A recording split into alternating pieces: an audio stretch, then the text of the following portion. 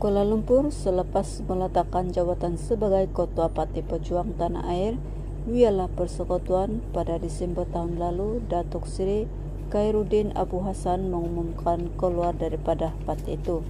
Dalam kenyataan yang dikeluarkan, hal itu berikutan berbagai masalah yang berlaku antara beliau dengan Presiden Datuk Seri Mukris Mahathir mengenai corak kepimpinannya. Bekas calon pilihan raya Parlimen Titiwangsa itu berkata, ia didorong dengan sikap Mukris yang tidak menjelaskan secara jujur mengenai isu perletakan jawatan ayahnya, Tun Dr. Mahathir Mohamad sebagai pengerusi pejuang.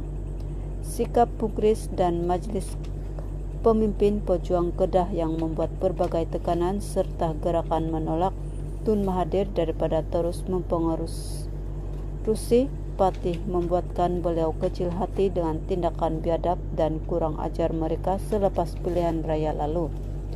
Selepas tewas di semua kerusi yang dipertanding, generasi muda yang pro-Mukris nampak seolah-olah menyalahkan Tun Mahathir yang membuat keputusan bertanding di 125 kerusi parlimen. Mereka ini semuanya seperti menunding jari pada beliau atas keputusan yang dianggap mereka sebagai terlalu bercita-cita. Walhal, ia adalah keputusan dibuat dan dipersetujui oleh Majlis Pusat, katanya dalam kenyataan. Kata Khairuddin, cadangan Mukris supaya pejuang mempertimbangkan bekerjasama dengan Pakatan Harapan menyebabkan Tun Mahathir kecewa. Selain bekas ketua pejuang muda juga mengatakan bahawa pejuang harus bersama PH untuk menarik undi Melayu. Niat mereka adalah untuk menyutrulkan menyatukan Anwar, Datuk Seri Anwar Ibrahim dan DAP dalam PH. Ini tidak boleh diterima akal yang waras untuk jadikan pejuang pencaci membawa sokongan orang Melayu untuk PH, katanya. Berkenaan keputusan pejuang berundur daripada gerakan Tanah Air, katanya Mukris dan pasukannya membuat gerakan bagi menolak gabungan itu sebelum dan selepas pilihan raya umum ke-15 lalu. Tun Mahathir bersungguh-sungguh mahukan GTA kerana beliau mempunyai agenda ke arah penyatuan Melayu dan Mukris harus memberi muka serta berkompromi demi agenda mulia bapanya. Tidak mahu mengapa beliau terlalu greed dan menolak GTA, malah sejak awal penubuhannya lagi.